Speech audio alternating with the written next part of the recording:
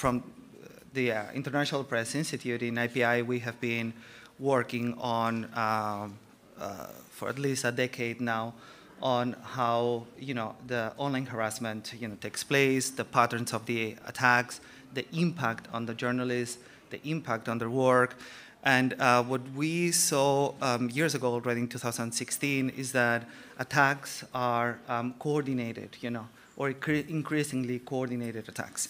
So what we wanted to understand is how purveyors of disinformation, how populists, how extremists are weaponizing instrumentalizing the techniques used to intimidate, silence, smear journalists, across the globe as part of the disinformation campaigns, which ultimately want or aimed at eroding the trust of the audience in fact-based, evidence-based information.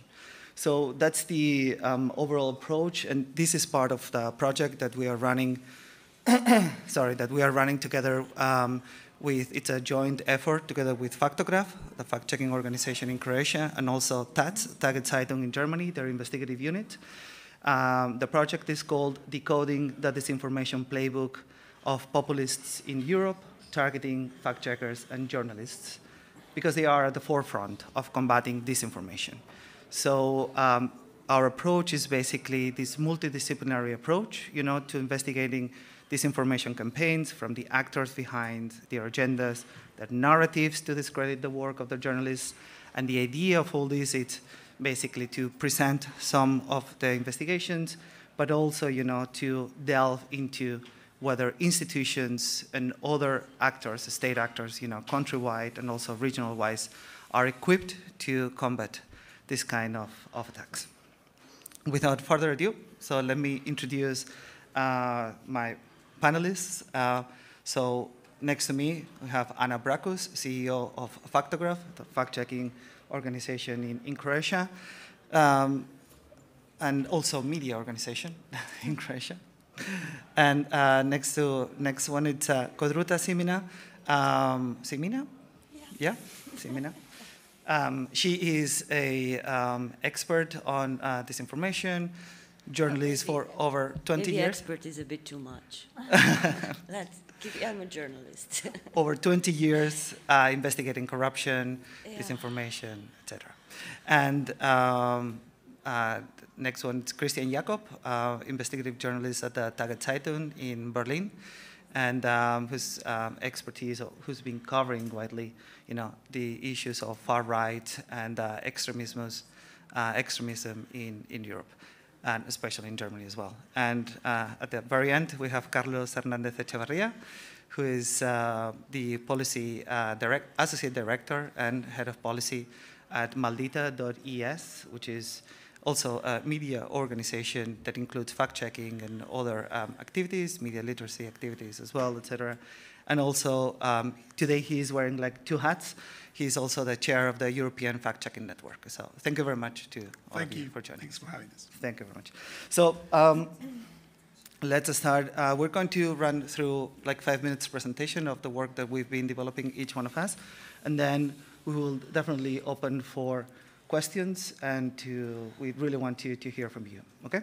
So, Anna, just to really begin with, Croatia is currently in a super electoral year, 4 electoral elections, and Faktograf has been targeted several times and has been singled out in the past and currently by politicians, by candidates, or also, running for the European elections, right?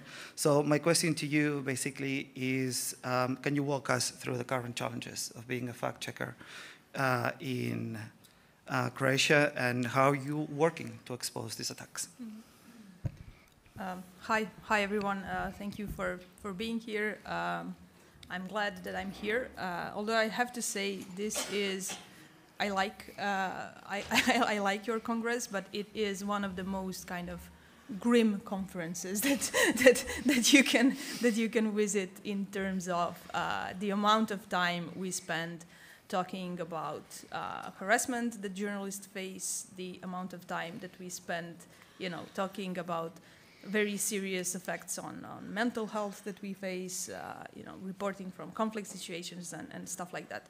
It's an important topic, but I just wanted to say, well, basically to the audience, thank you for allowing us to re-traumatize you once again with the topic of harassment. It's definitely something that I, of course, also feel, personally. It's not easy, and I think most of you know this. To stand or sit in front of an audience and kind of try to go through the checklist of horrible things that have happened recently to your newsroom, to your journalists, to even maybe like yourself.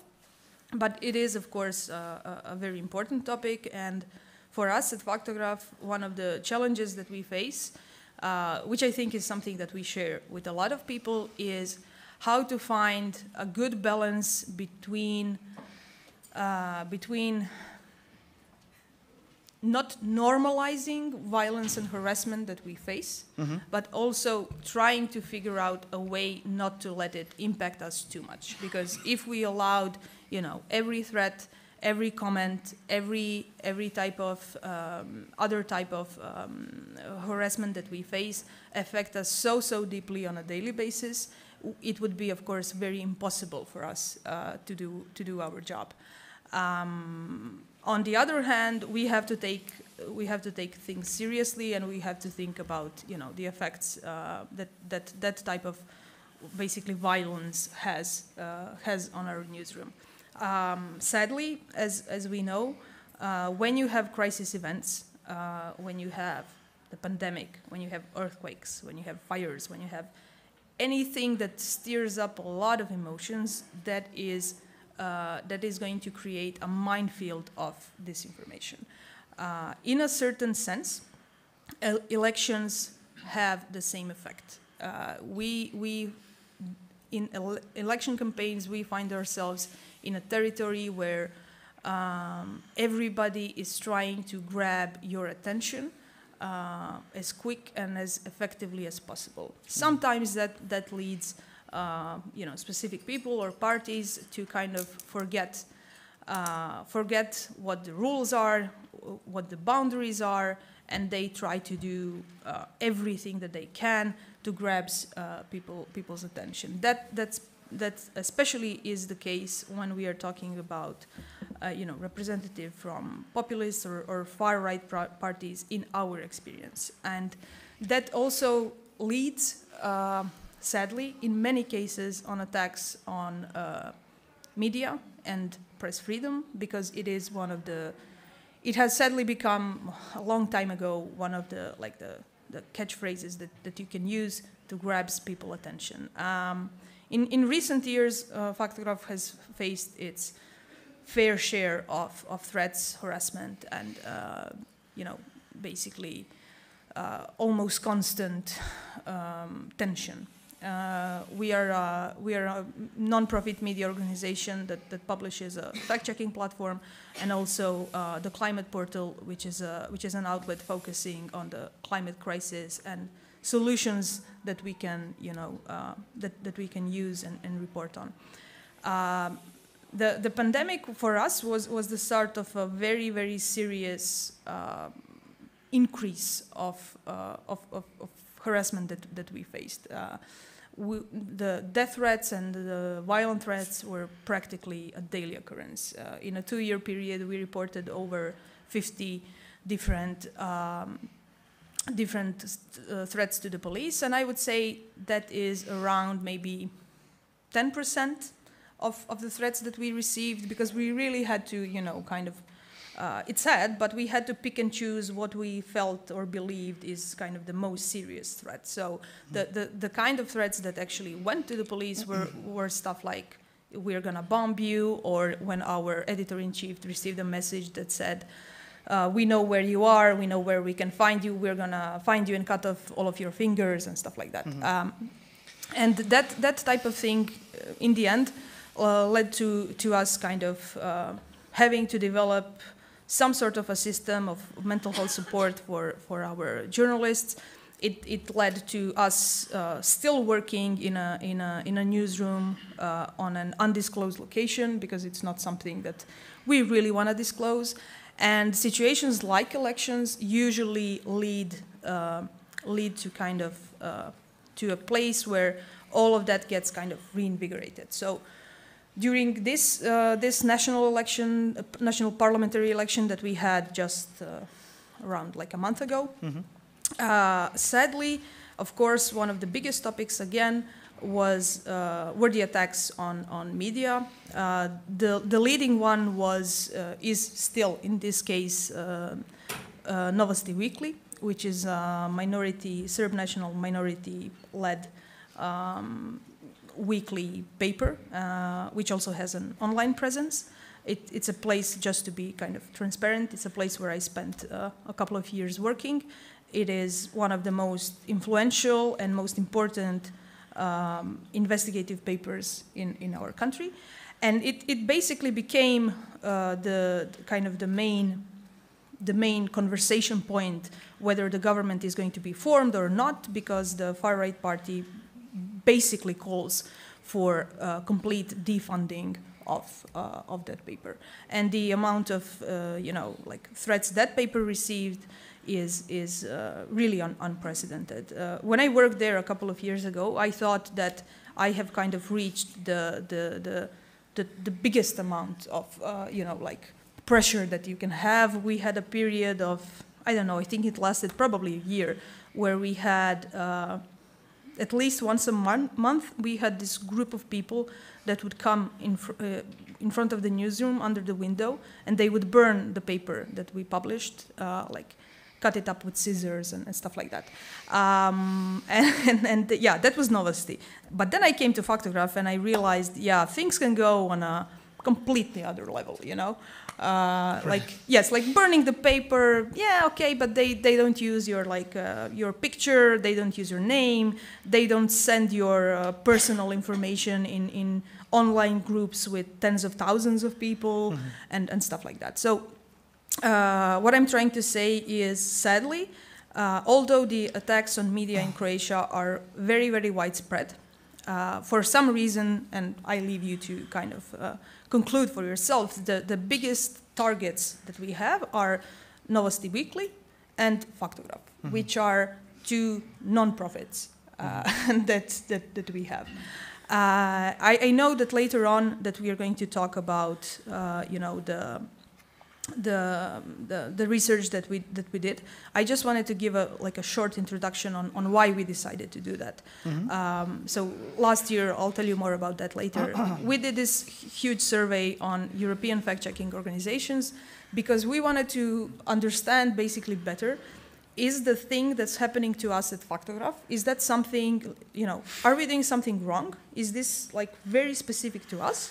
Or is this something that is happening everywhere? Is this a part of a coordinated campaign? And, kind of spoiler alert, it's not just us. It's happening everywhere. 9 out of 10 fact-checking organizations that we interviewed and talked to said that they experience harassment all the time. And just to conclude this first part of our talk, at least for me, I have to say that, for us, it's very important to understand that we are a group of 18 people. All of us are journalists or have been in journalism for a while. And in my opinion, people very often think of fact-checkers as something completely different. And some organizations maybe even want it that way, because you have at least like 2 schools of thought. One is fact-checking is journalism, and the other is fact-checking is something different. And then the third tier of academics trying to figure out what is fact-checking doing, how is it, is it doing a good job and stuff like that. But for us, attacks on fact-checkers are attacks on journalists. And attacks on journalists are attacks on press freedom.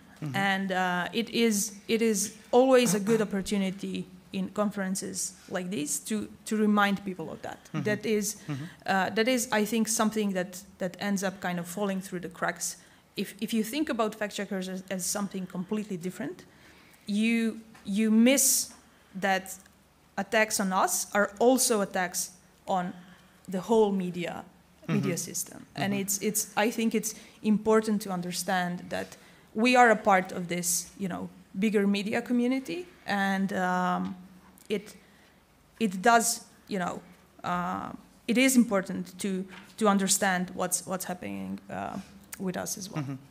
And it's definitely also, so we'll delve a little bit more later on about the actually pioneering survey, because it was the first survey ever done in Europe, surveying, and asking fact-checking organizations about the impact of online harassment. Right, that was also part of this project on decoding disinformation. But also part of the project is understanding, and investigating the anatomy of the attacks. Who are behind? What are the narratives, etc. Yeah. And we will talk also about the investigation that Faktograf conducted on yourself, on your own experience, and how that investigation actually helped as well build and increase the resilience of the newsrooms of these kind of attacks. But talking about investigations, let me quickly jump to Codruta, because, hi Codruta. So actually your investigation into Emilia Searching as well, which is a Romanian investigative journalist, unveiled, the connections between, far-right groups, extremist groups, sorry, and also connections with the government. So can you actually walk us through, the investigation, how you conducted it, etc.? Yeah. Hi. So my name is Codruta. I'm actually half of my team, because I usually work with an IT expert colleague, which I totally recommend to every journalist today. And what we do is that we analyze disinformation tactics online, and we're writing a newsletter on disinformation and also publishing our investigative pieces in this newsletter. And this piece that you're talking about, this was a little investigative piece. We have this colleague called Emilia Șercan. She's investigating plagiarism among politicians, and especially politicians in the government. So she was just publishing this piece on our internal ministry minister. She proved that he plagiarized, and then we discovered this smearing campaign on Facebook. And Facebook accepts payments for amplifying disinformation, including Russian disinformation, as we speak. That's happening in Romania, and if it's happening in Romania, it's probably happening all around Europe. So this campaign targeting our colleague was paid by an entity who was a domain, a site domain, that we had no information about. So basically what we did was we connected the sites, the domains, with an advertising agency that receives money. I think they receive it even now from the party in which the minister was in. So, do you want me to run a bit through how we did this? Yeah, of course. Yeah, well, so usually when you investigate disinformation, what you're searching for is either patterns, either specific details, because these guys, they set up two sites who would look like news sites, like newspapers online, and they were filled with information gathered from the internet and other newspapers, and everything was like you didn't had journalists signing those, or not an information about the ownership or stuff like that. So we thought about, let's see what images we can find on these sites, because they were probably uploaded by somebody. So we actually downloaded their logos and then run them through a data analyzer that would show us that they were created in Canva, and the author was stupid enough to leave his name. In the Canva. Yeah, in the Canva. Yeah, the metadata of the logo was there, so we were able to trace a name, and then extract some gravatar codes, because you know WordPress sites you can extract the users and then connect them to a gravatar code and then find the Facebook accounts. So basically this is how we reached this woman who was associated in a company, the advertising agency that was having contracts with a political party. And then we called them, and then they, in the next half an hour, they deleted everything from the internet. So, but this is just one case. Exactly. But what we do is we try to prove coordinated inauthentic behavior on social networks and see how far right is actually having a real party there.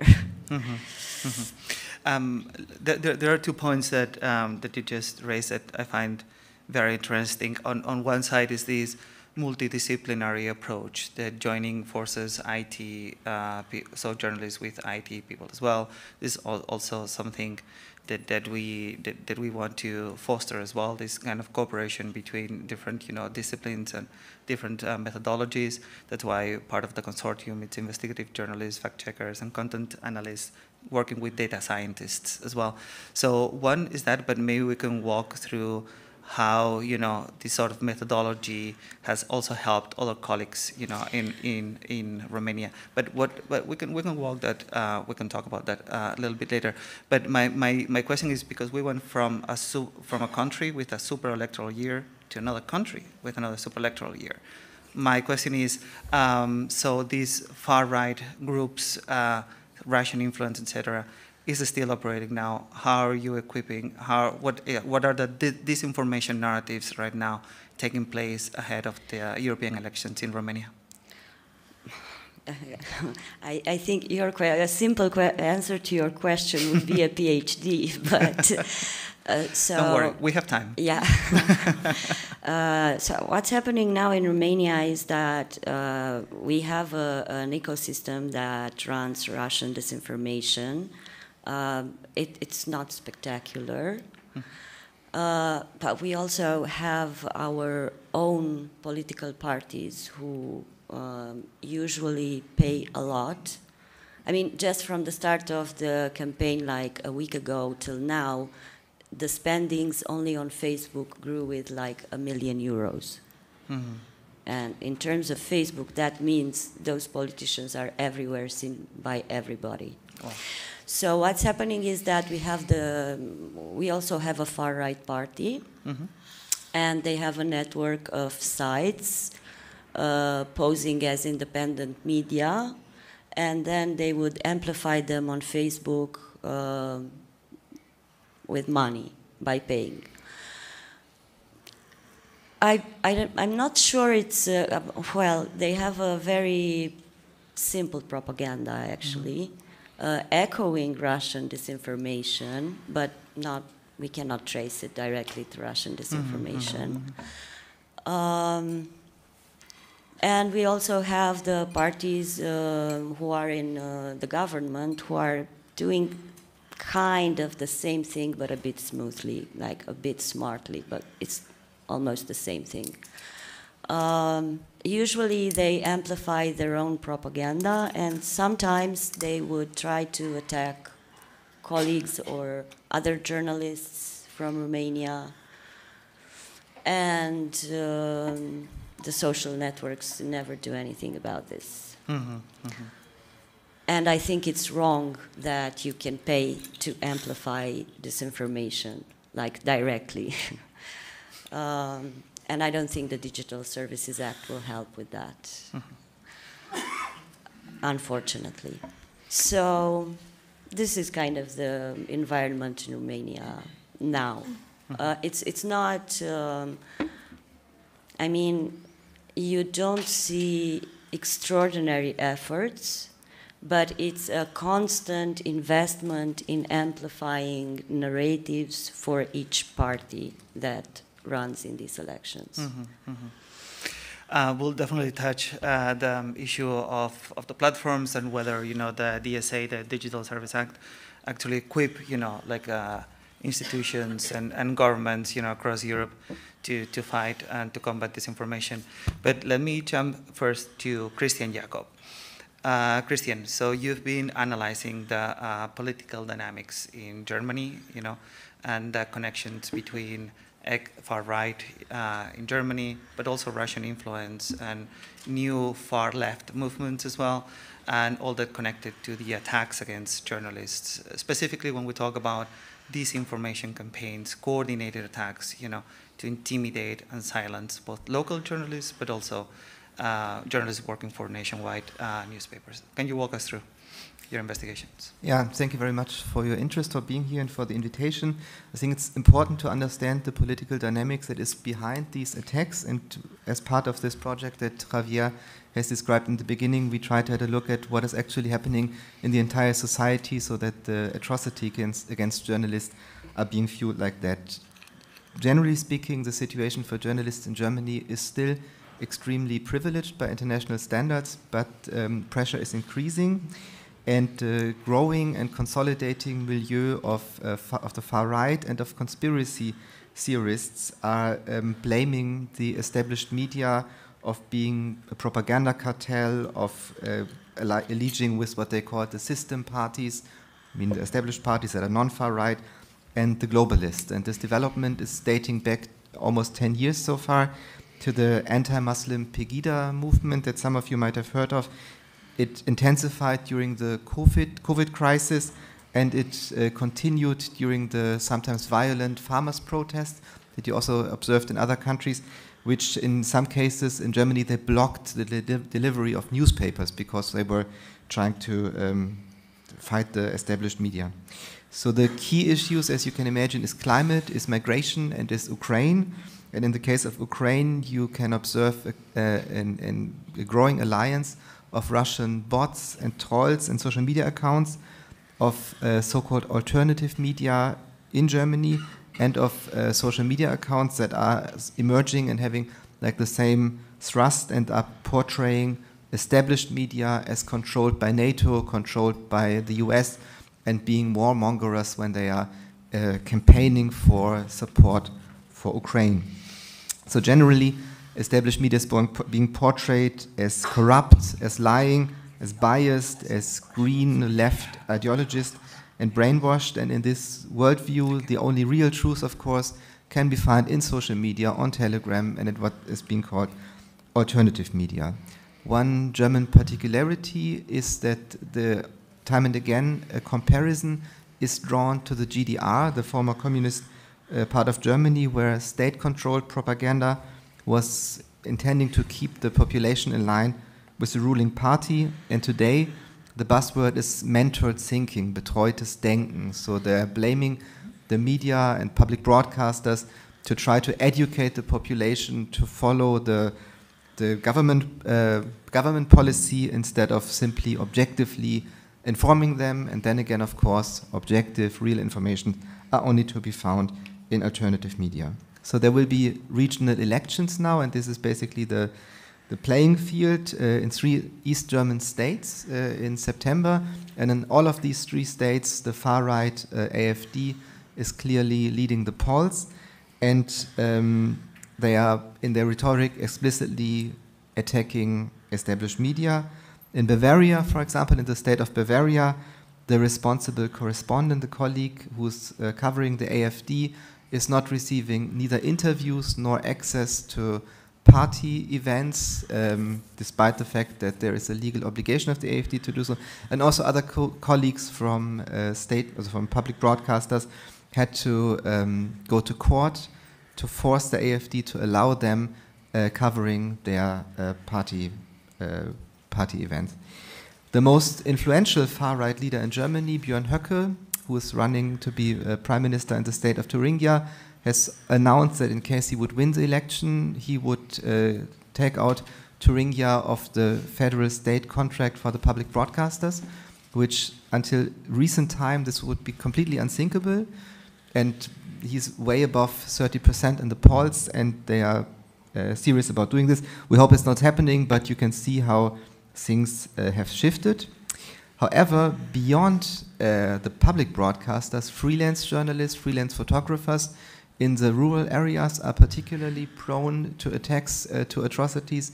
Many national media do not have correspondents in the rural areas, so it's left to them, to local journalists, to keep an eye on what's happening, which is particularly important because these are the areas where the far right is gaining popularity, and local journalists are particularly prone to be addressed as enemies, to be targeted, and also to violence and even to death threats. Social media platforms, and particularly Telegram, are a clear catalyst for this anti-democratic and anti-press worldview in general, and also for the personal attacks in particular. Just to give you an idea, 9 out of the 10 largest Telegram channels in Germany at this time are either clearly far-right, conspiracy theories, or open Kremlin propaganda.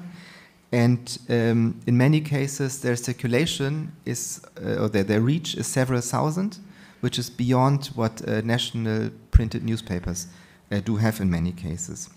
The state, the government, is facing a dilemma. On the one hand, it has to do something about this destabilizing anti-democratic propaganda, and at the same time, it has to avoid by any cost that the blame of censoring content is being fueled, because this is being expressed all the time anyway, just by the pure fact that there are public broadcasters, as already seen as I said. So what can be done about this? There are basically 2 things. One is that the federal authorities for controlling the media 3 years ago got a new instrument, a new law that gives them the opportunity to check content whether journalistic due diligence has been implemented. So they don't decide whether something is right or wrong or is radical or something. They only can look at, has journalistic due diligence been observed and followed?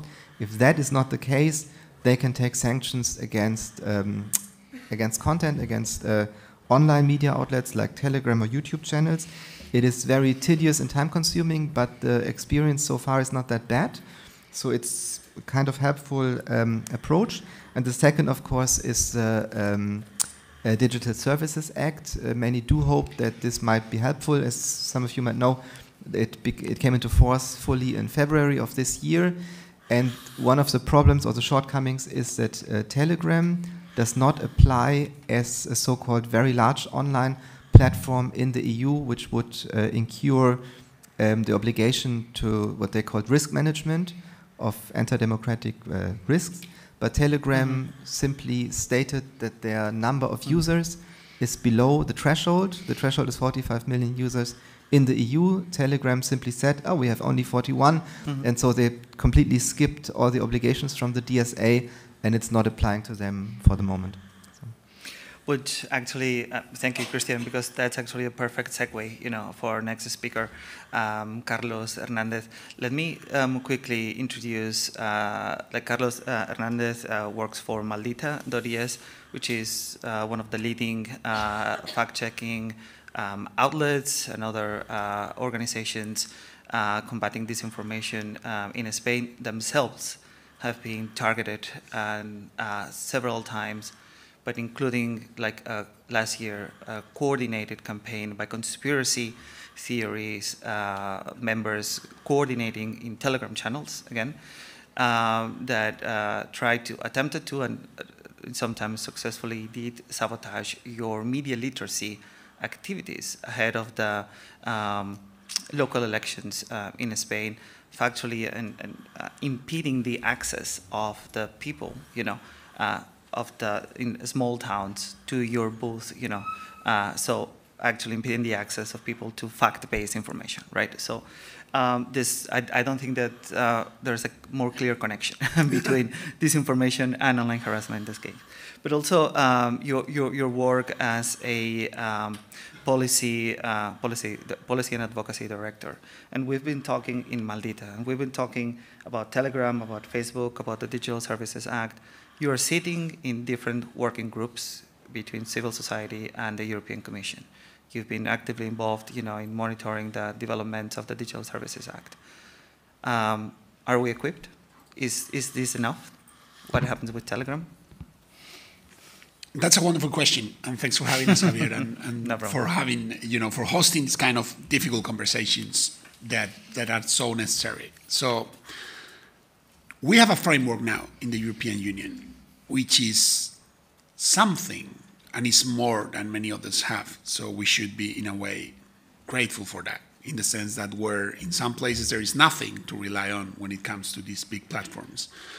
Over here in the European Union, or in the European Union, we have at least a framework. We have some tools that we can use. It's way too early to say whether or not they are functioning, because the law has been in place for not so long, and the law itself allows for certain kind of loopholes and reinterpretations that are very much in line with what Christian was referring to. So, for example, Telegram. Telegram, first of all, they have listed themselves with a number of users, as Christian was saying, that was exactly under the threshold to become a very large online platform, which is, as we all assume, very coincidental, and they have been very lucky about that. But there are procedures within the law for the European Commission to right now say, would you mind recounting your users?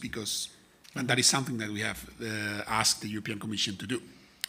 Also having into account the massive role that Telegram plays in this particular area we are discussing. So there is room for there. There are also other things around the law and Telegram that are interesting. For example, Telegram portrays itself as an interpersonal communication service, which is exempt of those obligations under the law. But is it? I think we can all attest that it is not.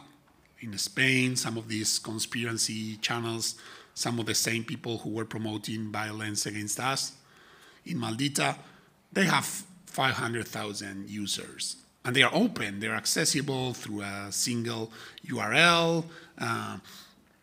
There is nothing interpersonal about that. It's clearly one person in a podium preaching, and the rest of the people is there reading and sometimes commenting on it. So the framework is there. It's yet to be seen whether or not it has a strong effect on our realities and on the worst things we see on Telegram. And I think it's, right now it's the Belgian regulator, according to the law, that has to deal with Telegram. And I assume the Belgian regulator is going to have a lot of work.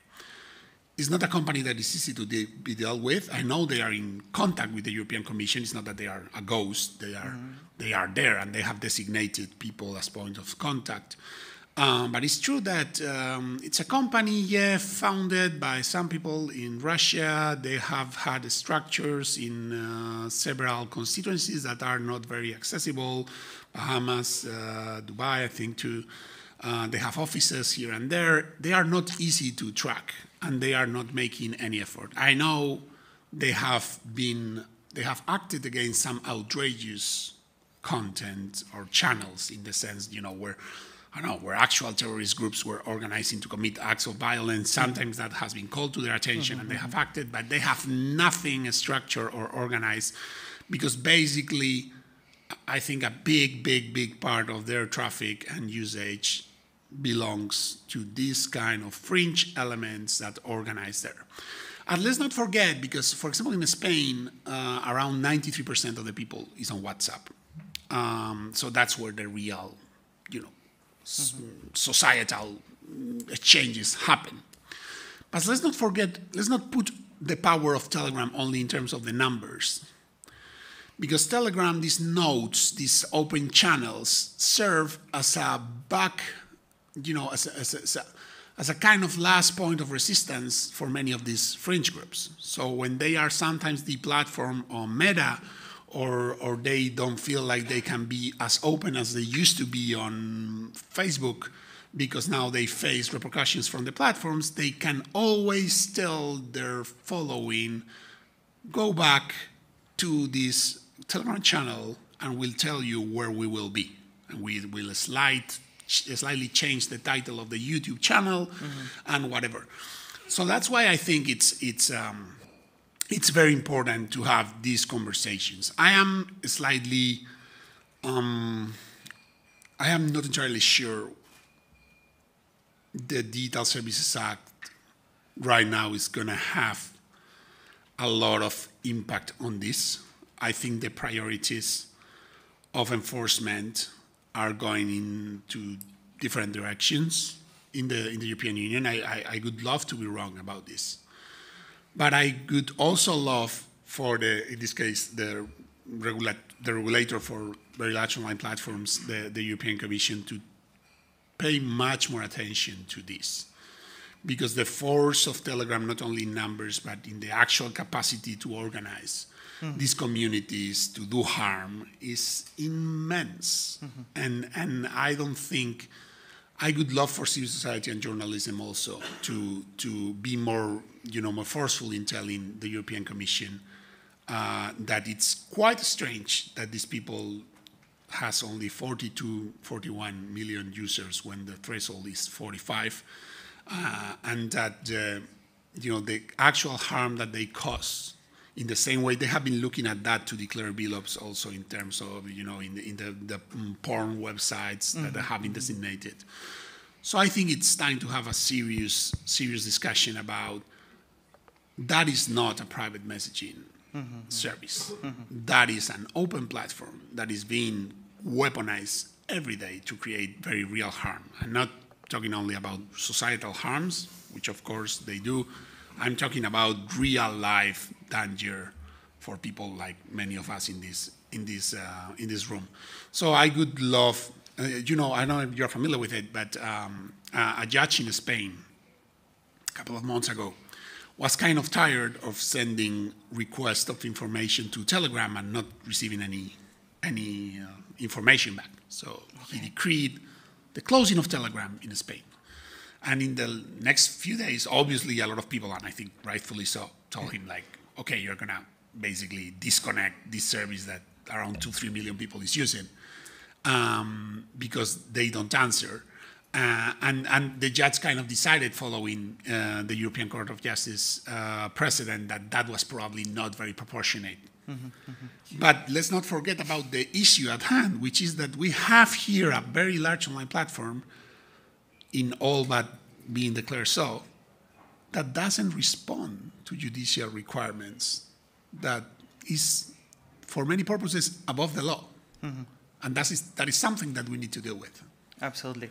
And, I know that we risk of making this panel about Telegram, but it is very important for the audience to understand that even though we are talking about like a social media platform or a platform with small numbers of users, what it's really important is that those users coordinating that platform spread Russian propaganda and disinformation across that platform, and then that propaganda and that disinformation actually reach the bigger platforms like Facebook, like Twitter, like so on and so forth, with the attempt to destabilize democracies and erode the trust of journalists.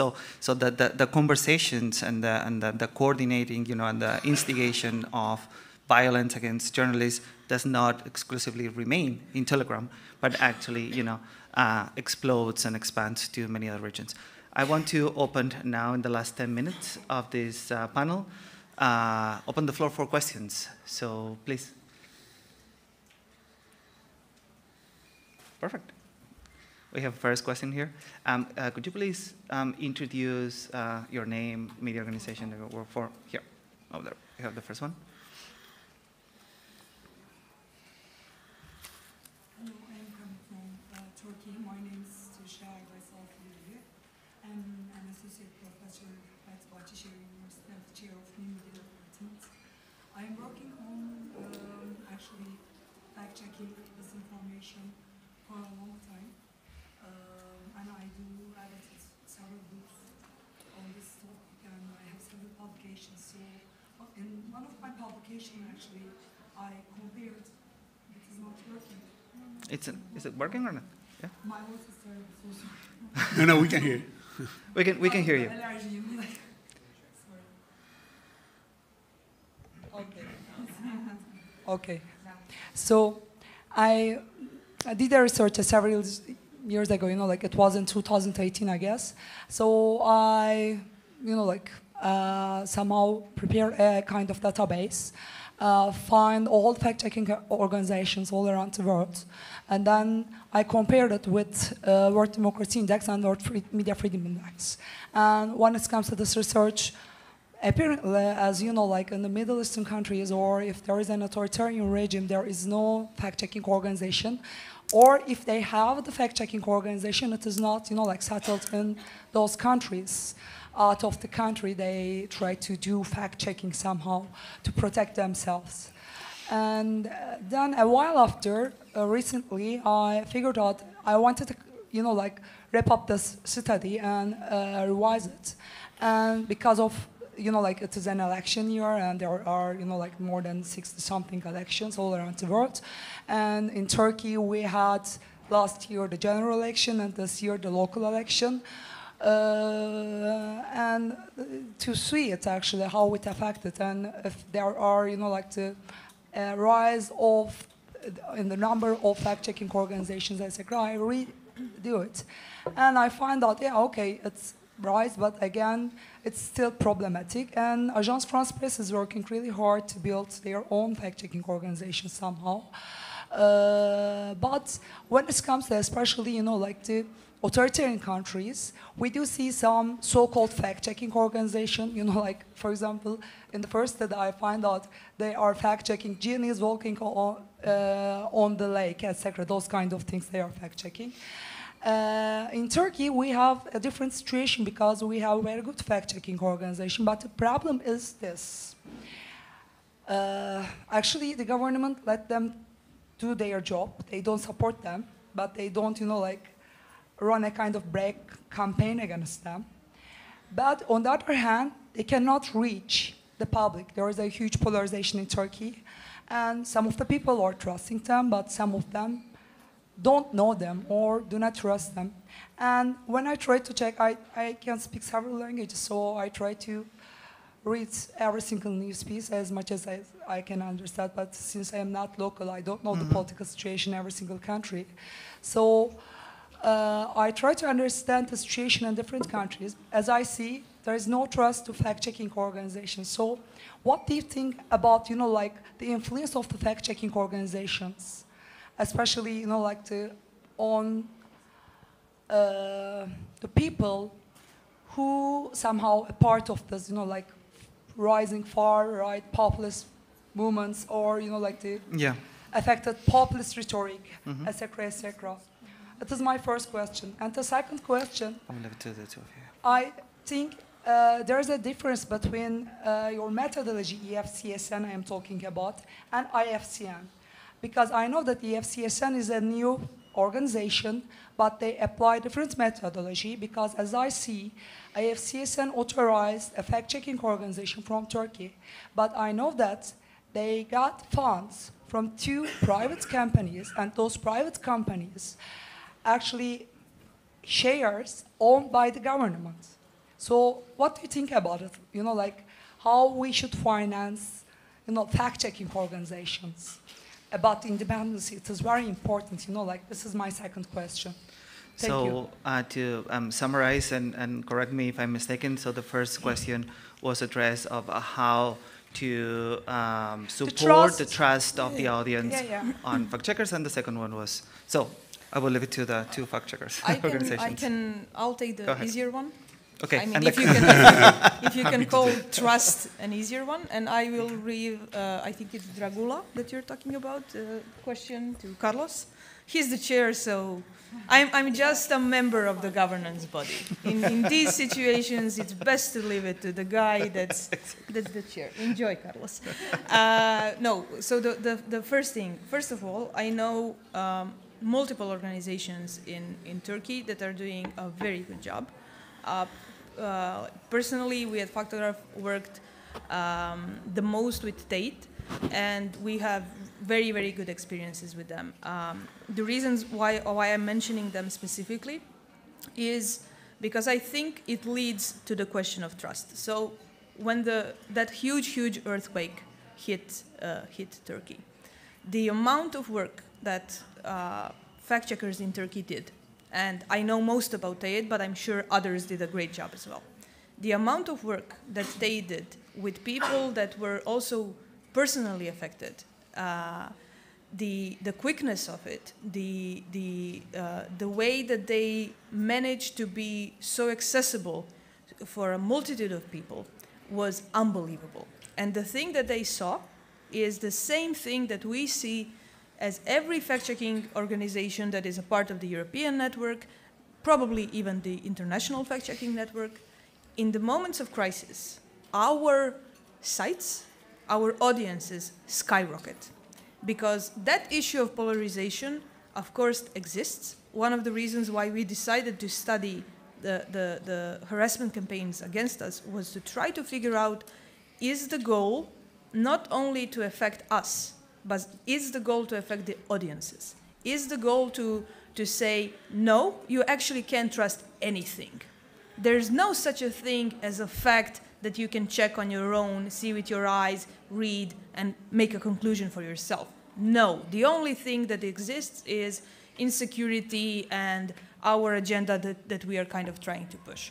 So the thing that gives me hope when I talk about trust and trusting fact checkers, first of all, the level of like methodologies and things that we make ourselves go through in terms of, you know, setting the standards for transparency and stuff like that. It's, you know, it's tiring. Like, it's great that it's there, but the amount of pressure that we put on ourselves to be transparent, to kind of show everybody how we do things, to be very open about our finances and everything else, that also takes a lot of, you know, a lot of time. But the hopeful and like joyous opportunity that you can have in very kind of sticky situations is when very bad things happen, people do come to our sites, people share our content, and people send us questions. And I think that is something that in the end is something that we should hold on to. It is more important than the fact that some politician or some advertising agency that's trying to make money on creating or peddling disinformation is trying to do, because in the end it gets recognized. Mm-hmm. Now you do the hard thing. No, actually, to agree fully with Anna, even if people would generally have qualms about anyone, when March 2020. The month before Maldita, my organization had 1 million unique users. Good, yeah, regular month. March 2020, we had 10 million. It's like when they're going get stuff and people need information, I think they know they can rely basically on us. We see this also in the kind of collaboration sometimes we have with digital platforms. So for example, when people are about to share something that a fact checker has debunked on Facebook, and they say they see this warning that, okay, you can go ahead, but please note that an independent fact checker said that this is untrue. 37% of them, 37% of the people who actually were already going to share that say, I won't. Does that mean that all of them, all that 37% trust us blindly? No, but they can recognize that there are some issues. Now on to the difficult question. Codruta, which is the organization, I think you're mentioning it, is both a member of EFCSN and IFCN. Those issues were raised during the assessment, and we went back to the assessors to try to understand whether or not there were significant, reasons to think those financial interests were influencing coverage at all. In the end, in conversation with the assessors, it was decided that it didn't show any kind of impact on that. But what we made sure, and I think this is important to clear from EFCSN, what EFCSN standards make you is okay, you have a fact-checking organization, you want to work with us, you have to do certain things. But one of the things you need to do is to tell us, in this case the governance body, any income source you have over 1%. And you have to publish on your website any income source over 5% of your budget, which is a level of transparency that isn't really anywhere else. Because we want to know that even if at some point this kind of investment is not yet translating into an influence on the coverage, we want to make sure that your readers know exactly where your money comes from, so they can understand when they see your coverage. So on that, I know that when we finally approved the GRULA, we made sure to mention this was the case, and that we were aware of this situation, and that we were aware that those two companies were there. But I think it's a net positive in the future that we are telling every fact checker, including massive companies like the AFP, DPA, you need to list your sources of income. And this is the kind of super painful transparency that Anna was mentioning, that it's not easy for people to list, also because donors and your clients are generally not glad that they are highlighted. But I think this is important for audiences to know, and for, in this case, the entities like EFCSN to have a watchful eye on you for the future and on your coverage. So I understand the system is not perfect, but I think we are progressing in the right direction. Absolutely. Yeah. Let's do that. I'm very sorry, but we need to wrap up this session. I'm sure that you will have now the chance to also to talk to the speakers privately after the session. I just want to wrap up saying that, and picking up on what you asked about trust and my colleagues and the answers of my colleagues. When it was a matter of life or death, the population knew, and the public knew that they needed to trust, fact-checking, fact-based information, and the numbers proved that they turned to fact-based and evidence information. So what we need to make sure, and through different ways, our approach is exposing these disinformation campaigns as a way to tell the audience that are supporting many of these initiatives that are represented, in the panel, that their ultimate goal, is to erode the trust on them. So our goal, basically, as an international press institute and many other organizations, around the world, including, some of them represented in this session and sitting in the audience, is to basically make sure that these organizations exist and remain on working and keep on working when the next life or death situation comes up in this world. So thank you very much for your time. Big round of applause.